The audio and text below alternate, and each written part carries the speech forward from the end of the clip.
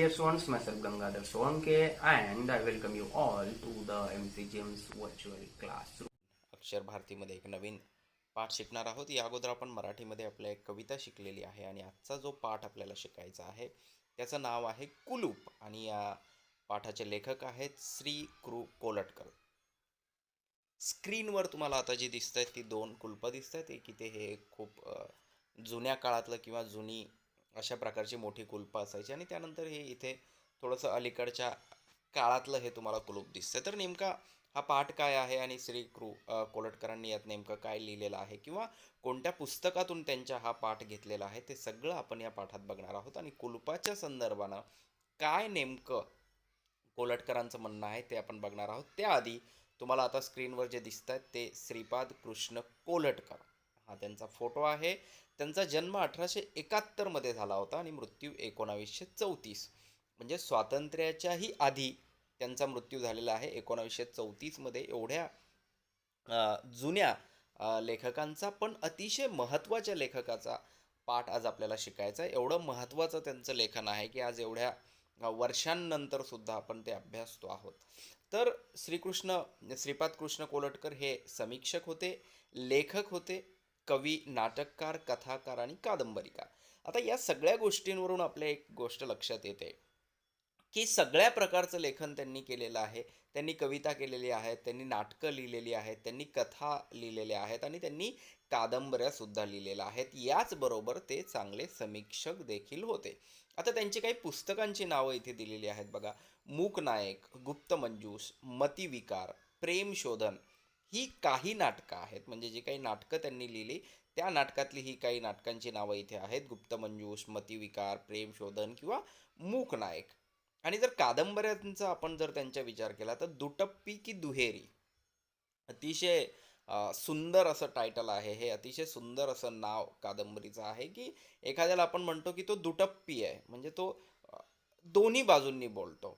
आणि मग त्यांनी तेच इथे उचललेलं आहे की दुटप्पी की दुहेरी. आणि त्यानंतरची श्याम सुंदर नावाची एक कादंबरी आणि त्यानंतर गीतोपायन हा एक काव्यसंग्रह सुद्धा त्यांचा प्रसिद्ध आहे. आणि सुदाम्याचे पोहे हा त्यांचा विनोदी लेखांचा संग्रह प्रसिद्ध आहे. म्हणजे बघा, एक लेखक सगळ्या प्रकारचं लेखन करतो. अगदी सामाजिक लेखनापासून म्हणूयात आपण आणि इथे विनोदी लेखन सुद्धा त्यांनी केलेलं आहे. म्हणजे नाटक लिहिलेलं आहे, कविता लिहिलेल्या आहेत, कथा लिहिलेल्या आहेत, कादंबरी लिहिले आहे आणि लेखनामध्ये सुद्धा त्यांनी विनोदी लेखन सुद्धा हाताळलेलं आहे. म्हणजे केवढ्या मोठ्या उंचीचे हे लेखक होते आणि अतिशय महत्त्वाचं योगदान त्यांचं मराठी साहित्यामध्ये राहिलेलं आहे. आता आजच्या पाठामध्ये आपल्याला नेमकं काय शिकायचं आहे तर स्वभावनिष्ठ व प्रसंगनिष्ठ विनोदाचा अतिशय चपखलपणे वापर प्रस्तुत पाठाचे खास वैशिष्ट्य आहे. कुलूप नावाच्या पाठाचं वैशिष्ट्य जर काय असेल तर स्वभावनिष्ठ व प्रसंगनिष्ठ विनोद आपल्याला या पाठामध्ये अभ्यासायला वाचायला मिळणार आहेत. बंडू नानांच्या कुलूपांच्या हव्यासापायी त्यांच्यावर अनेक चमत्कारिक प्रसंग उद्भवतात. आता बंडू नाना जे आहेत तिथे ते आपल्या पाठाचे अर्थातच नायक आहेत. आणि कुलपांच्या हव्यासापायी म्हणजे त्यांना कुलपांचा हव्यास आहे, कुलपांचं वेड आहे असं आपण म्हणूया. तर त्यांच्या या कुलपांच्या हव्यासापायी त्यांच्यावर अनेक चमत्कारिक प्रसंग उद्भवतात आणि याचे वर्णन प्रस्तुत पाठात विनोदी शैलीत लेखकांनी केले आहे. प्रस्तुत पाठ हा सुदाम्याचे पोहे या लेख संग्रहातून घेतलेला आहे. इथे बघा दिलेला आहे की सुदाम्याचे पोहे हा विनोदी लेखांचा संग्रह श्रीपाद कृष्ण कोलटकर यांचा प्रसिद्ध आहे आणि त्यातलाच आजचा पाठ जो कुलूप नावाचा आहे तो आपल्याला अभ्यासायचा आहे. तर या पाठात काय आहे, बंडू नाना आणि त्यांचं कुलपांविषयीचं प्रेम किंवा कुलपांविषयीचं वेड. आणि या कुलपांविषयीच्या प्रेमातून, कुलपांविषयीच्या वेडातून किंवा लेखकांनी इथे जो शब्द वापरलेला आहे हव्यास, कुलपांविषयीच्या हव्यासापायी जे काही चमत्कारिक प्रसंग घडले आणि त्यातून विनोद निर्माण झाला, तो विनोद आपल्याला आजच्या या पाठामध्ये साहित्याच्या अंगानं किंवा मराठी भाषेच्या अंगानं अभ्यासायचा आहे. तर बघूया आपण. इथे काही पुस्तकांचे कव्हर तुम्हाला दिसत आहेत. श्रीपाद कृष्ण कोलटकर यांच्या सुदाम्याचे पोहे, मूकनायक हे जे नाटक होतं त्यांचं संगीत मूकनायक. त्या काळी जी नाटकं लिहिली जायची किंवा जी नाटकं सादर केली जायची ही मोठ्या प्रमाणावर संगीत नाटकं असायची आणि ही नाटकं एकदा सुरू झाली तर रात्रभर या नाटकांचे शोध चालायचे. तर अशा प्रकारे मूकनायक हे जे होतं ते संगीत नाटक होतं. त्यानंतर कोलटकरांच्या आत्मवृत्त अशी ही 3 पुस्तकांचे कव्हर पेजेस तुम्हाला इथे लक्षात यावं म्हणून दिलेली आहेत. पाठ बघूया आपण आता. आमच्या बंडू नानांना कुलपांचा मोठा शौक. काय म्हणतात लेखक? आमच्या बंडू नानांना कुलपांचा मोठा शौक. अनेक धातूंची, अनेक आकारांची, अनेक कळींची कुलपे जमवून त्यांनी एक संग्रहालय बनवले आहे. घरात दूध दुभत्याच्या कपाटापासून तो तहत पैशाच्या तिजोरीपर्यंत प्रत्येक ठिकाणी त्यांनी कुलपे लावून नाकेबंदी करून टाकली आहे. घरावर एखादा डाका पडणार आहे अशी बातमी कळूनही कोणी इतकी तयारी करत नसेल. बरं, इतका बंदोबस्त करण्याचे कारण विचाराल तर ते आपल्या चीज वस्तूंचे रक्षण व्हावे ही इच्छा नसून कुलपांचा संग्रह मित्रमंडळींच्या नजरेस पडावा एवढीच आहे. या हव्यासामुळेच बंडूनानांनी काही कड्यास दोन दोन व काही दारास दोन बाजूंनी कुलपे लावलेली आहेत.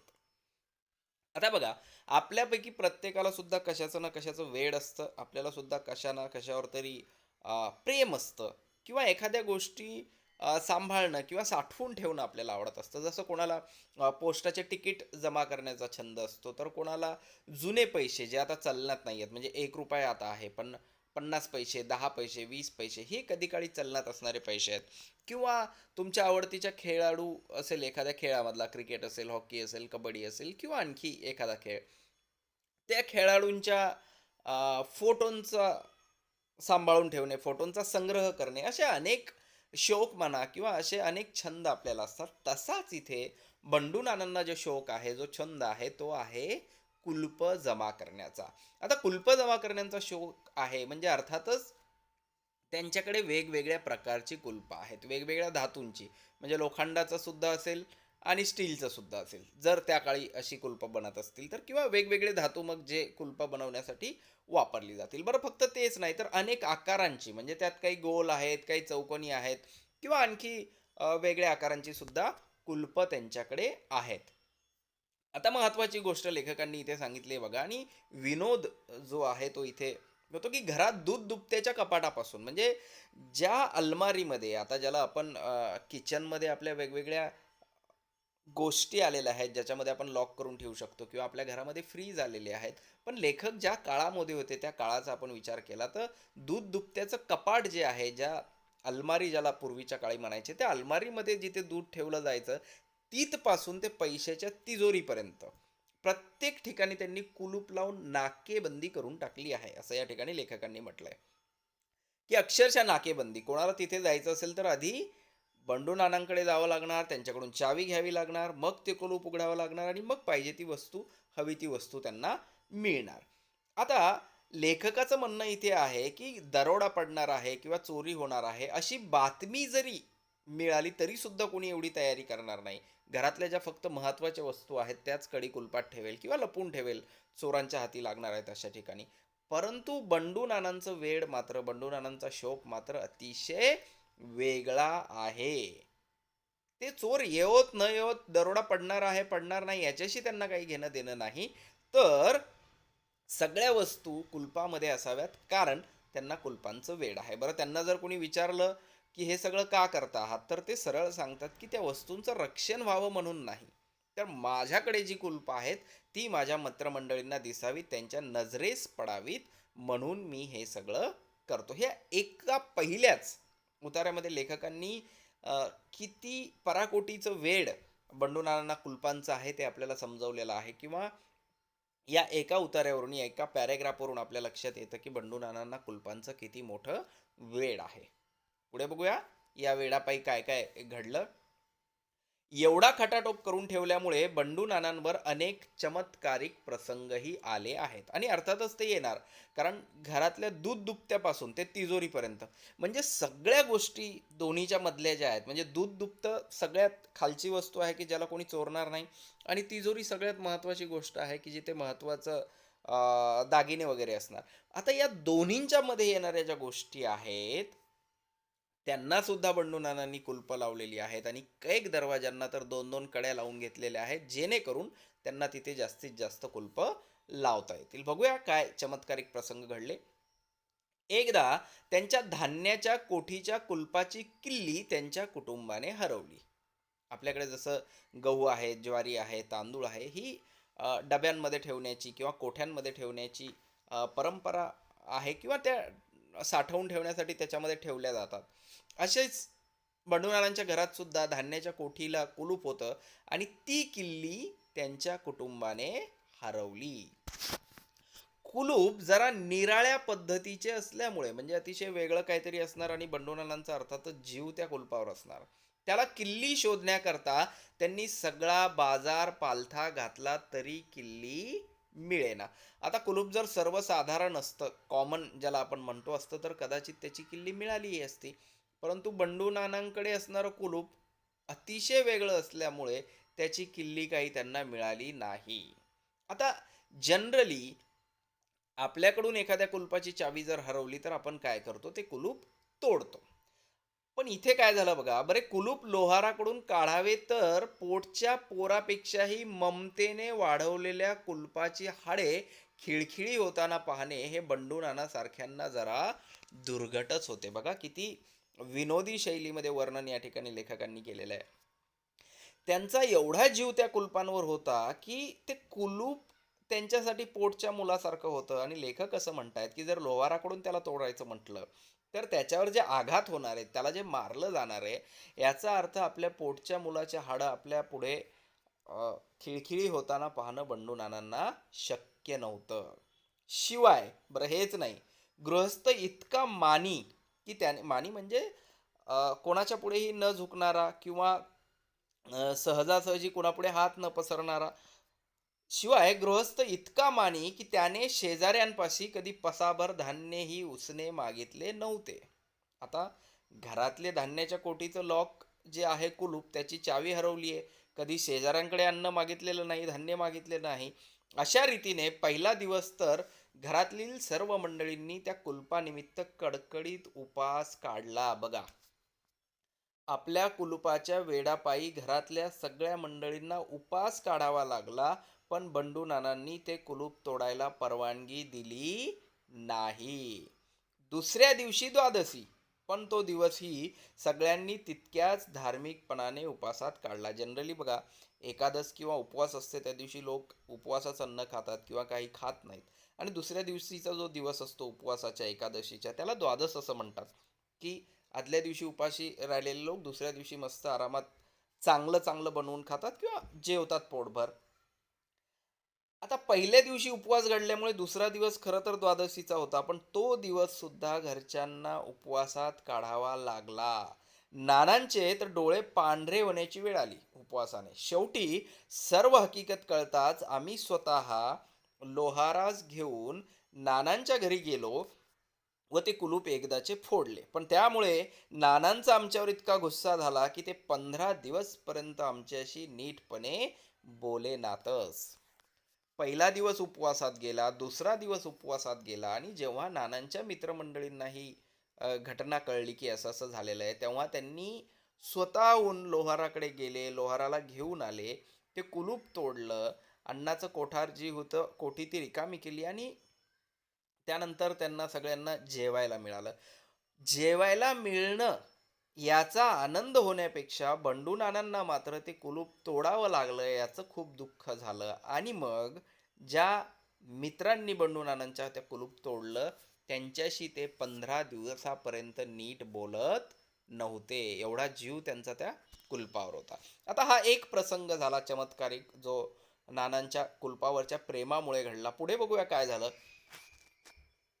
तिथून पुढे आपल्या उपयोगातील सर्व किल्ल्या बंडू नाना आपल्या जानव्यात अडकवून ठेवत, आणि ते या सर्व किल्ले आपल्या जानव्यात अडकवून ठेवत असल्यामुळे त्या कधी हरवत नाहीत. कारण त्यांचं जेवढं कुलपांवर प्रेम होतं तेवढंच त्यांना माहित होतं की कुलूप उघडण्यासाठी किल्ली लागणार आहे.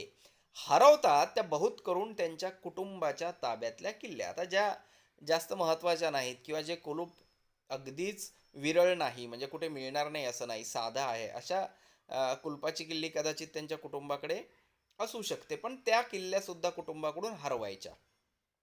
वरील अनर्थ गुदरल्यापासून, म्हणजे जो धान्याच्या बाबतीतला अनर्थ झाला, साधी बाजारी कुलपेच ते कुटुंबाच्या स्वाधीन करू लागले. ही कुलपे किल्ल्यांच्या बाबतीत काहीच विधी निषेध बाळगत नसत, म्हणजे ते कोणत्याही किल्लीने उघडू शकत. त्यांना कोणतीही किल्ली, खिळा किंवा काडी चालत असे. एवढी साधी कुलपं त्यानंतर त्यांनी वापरली, की ते कुलप खिळ्याने उघडायचे, दुसऱ्या एखाद्या किल्लीने उघडायचे किंवा अगदी साध्या काडीने सुद्धा उघडत असत. कधी कधी तर नुसत्या हिसक्यानेच ती उघडत असत. त्यांची अशी वसुधैव कुटुंबकम वृत्ती पाहून शेवटी नानांच्या पदरच्या एका विश्वासू नौकरालाही चोरी करण्याची इच्छा झाली व तो 1500चे डबोले घेऊन पळून गेला. बघा आता इथे दुसरा प्रसंग आहे. पहिल्या प्रसंगामध्ये आपण बघितलं काय झालं. दुसऱ्या प्रसंगामध्ये नानांनी त्या कुलपाची चावी कुटुंबाकडून हरवल्यानंतर अगदी साधी साधी कुलप वापरली, जी कोणालाही आरामात उघडता येऊ शकतात. आता या कुटुंबातल्या कुलप जी आहेत त्यांचं नेचर काय होतं हे सांगताना लेखक म्हणताय वसुधैव कुटुंबकम, म्हणजे अ, सगळ्यांसाठी अवेलेबल किंवा प्रेम वाटणं, प्रेम देणं किंवा कसलाही भेद नसणं अशा प्रकारची ही कुलपं होती.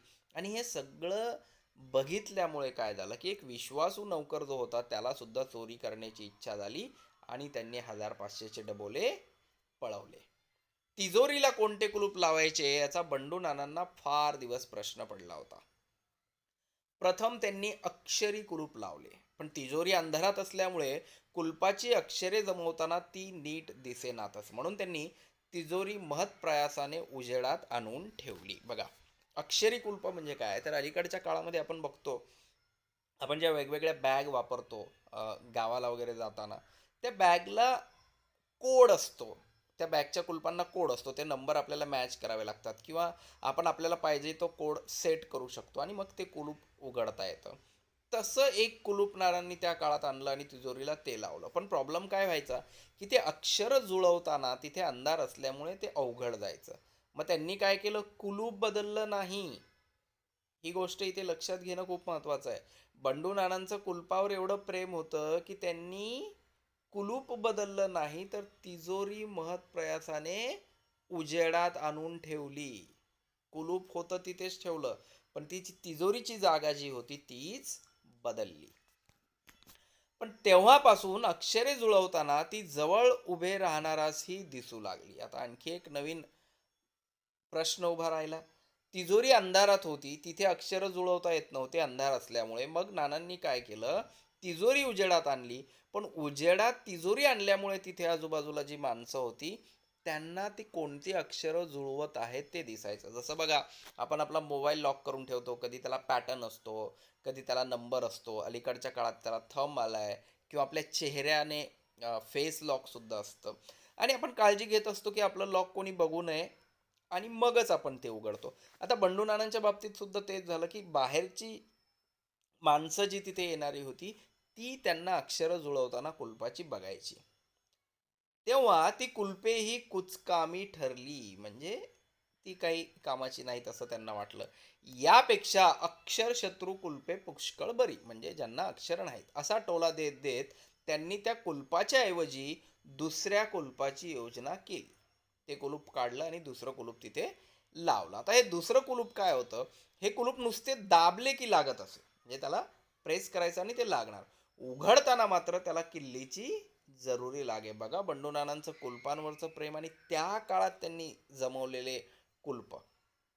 एके दिवशी बंडू नाना आम्हाकडे हर्षित मुद्रेने येऊन म्हणू लागले, आमच्या आर्यभूमीच्या पुत्रांना कल्पकता नाही म्हणून चोहोकडे ओरड चालू आहे. पण हा आरोप निव्वळ खोटा आहे.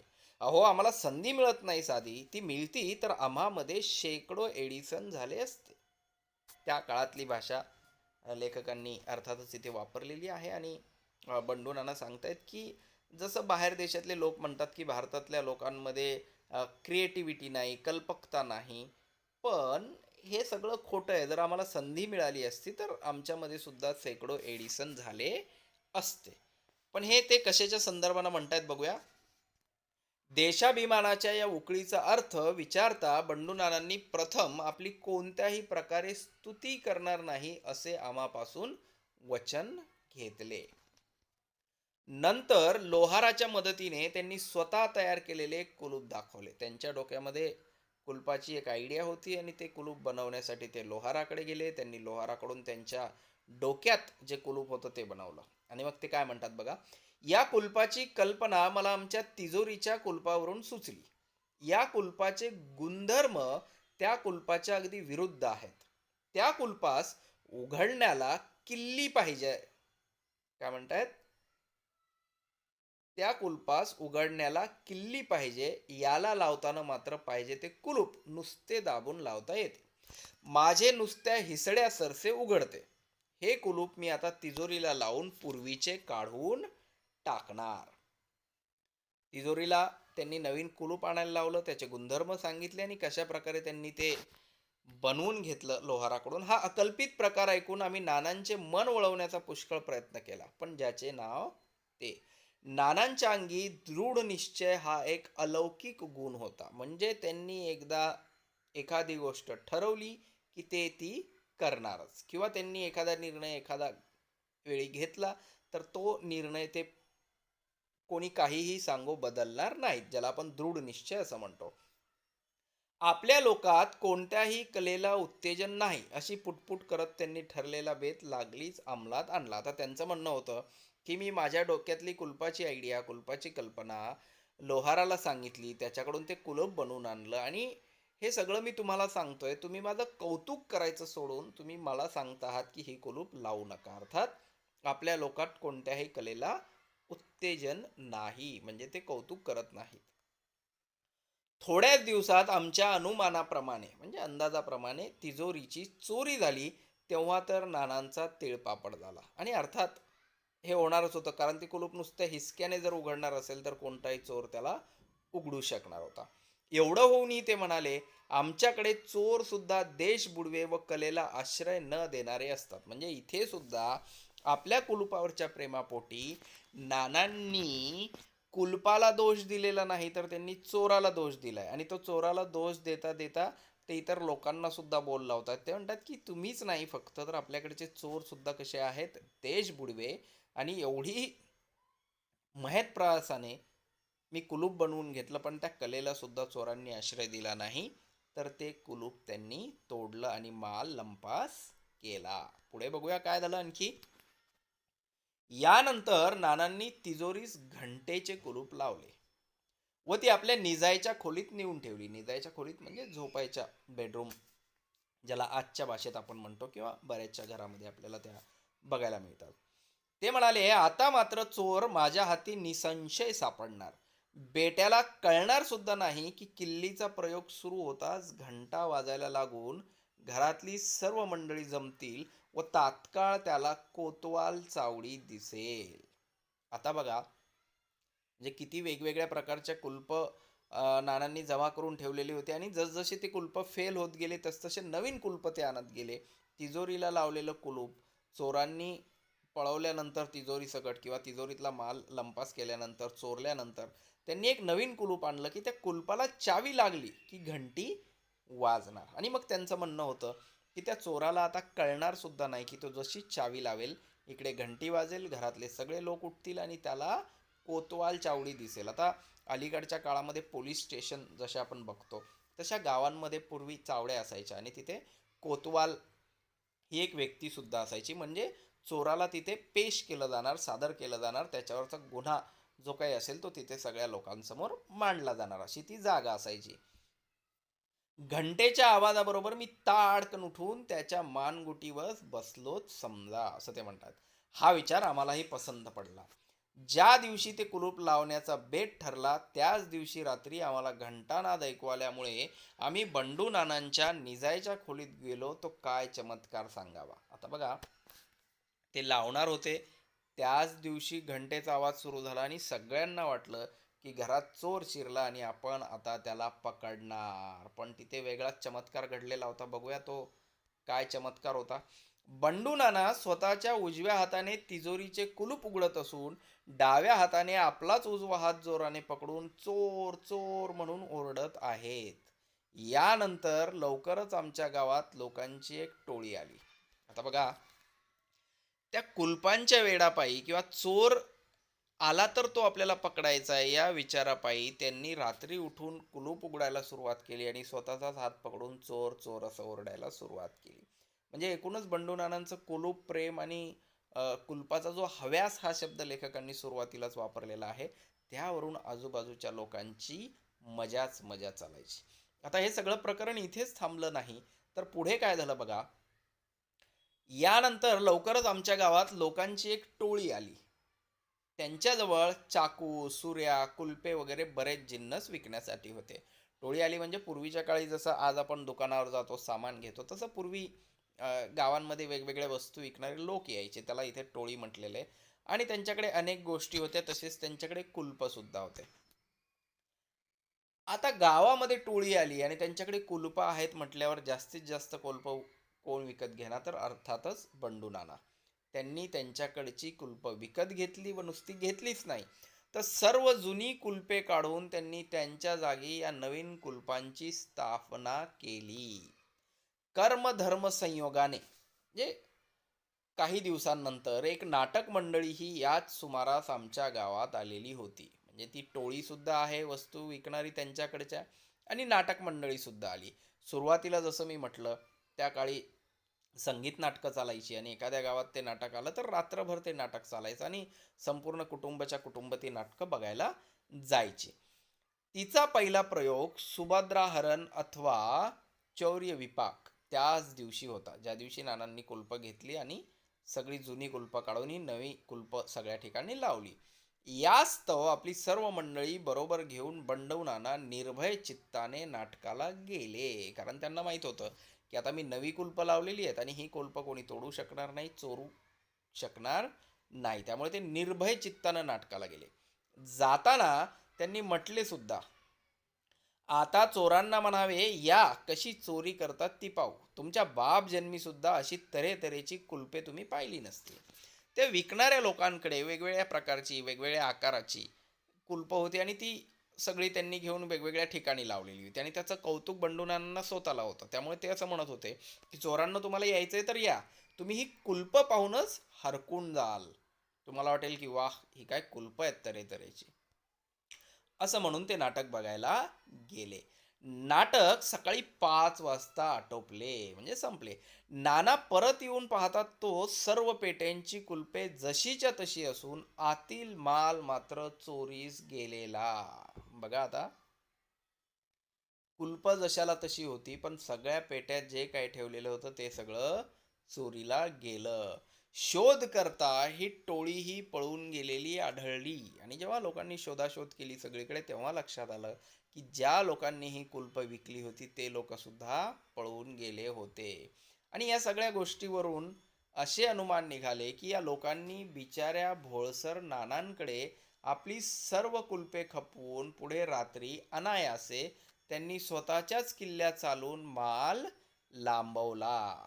म्हणजे चोर दुसरे तिसरे कोणी नव्हते, तर बंडू नानांना कुलप विकणारेच लोक चोर होते आणि त्यांच्याकडे त्यांच्या कुलपाच्या आणखी एक एक चाव्या अर्थातच असणार. सुदैवाने त्या रात्री बंडू नानांचे कुटुंब त्यांच्या ताकदीस न जुमानता, म्हणजे बंडू नानांनी आपल्या पत्नीला सांगितलं तरीही त्यांनी ऐकलं नाही. आपले सर्व दागिने अंगावर घालून नाटकाला गेले होते, त्यामुळे तेवढे मात्र बचावले. काय वाचलं? बंडू नानांच्या पत्नीने अंगावर जे सोनं घातलं होतं तेवढं फक्त वाचलं. यापुढे बंडू नानांची इच्छा होती की त्यांनी ते सोनं सुद्धा अंगावर घालू नये, तिजोरीमध्ये ठेवावं, कारण त्याला नवीन कुलपं लावलेली आहेत. यापुढे बंडू नानास नेहमी त्यांच्या कुटुंबाने टोमणा द्यावा. काय टोमणा द्यावा? दागिने घालण्याच्या माझ्या हौसीबद्दल आपण सदा मला दोष लावत होता, पण शेवटी आपल्या कुलपांपेक्षा माझ्या हौसीनेच आपल्या मिळकतीचा बचाव केला. काय म्हणतायत की सतत दागिने घालण्यामुळे तुम्ही मला दोष देता, माझी टिंगल करता, पण जर मी त्या दिवशी दागिने घातले नसते तर सगळे दागिने सुद्धा चोरीला गेले असते. तर तुमच्या कुलपांपेक्षा दागिने घालण्याची माझी जी हौस होती त्यामुळेच आपण जे काही आजवर सोनं जमवलं त्याचा बचाव झाला. बिचारे बंडू नाना तरी यावर काय बोलणार? त्यांच्या तोंडाला आपोआपच कुलूप बसले, म्हणजे त्यांचे तोंड बंद झाले असं या ठिकाणी लेखकाला म्हणायचंय.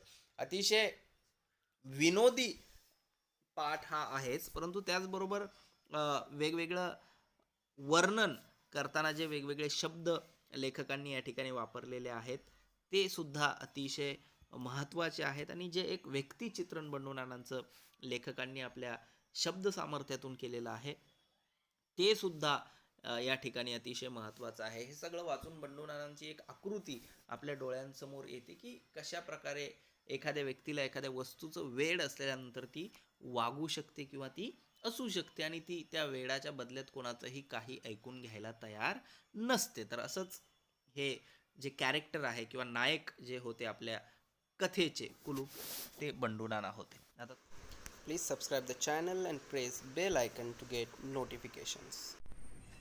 So my dear ones, this is all for today. Thank you very much. Stay home, stay safe, take care.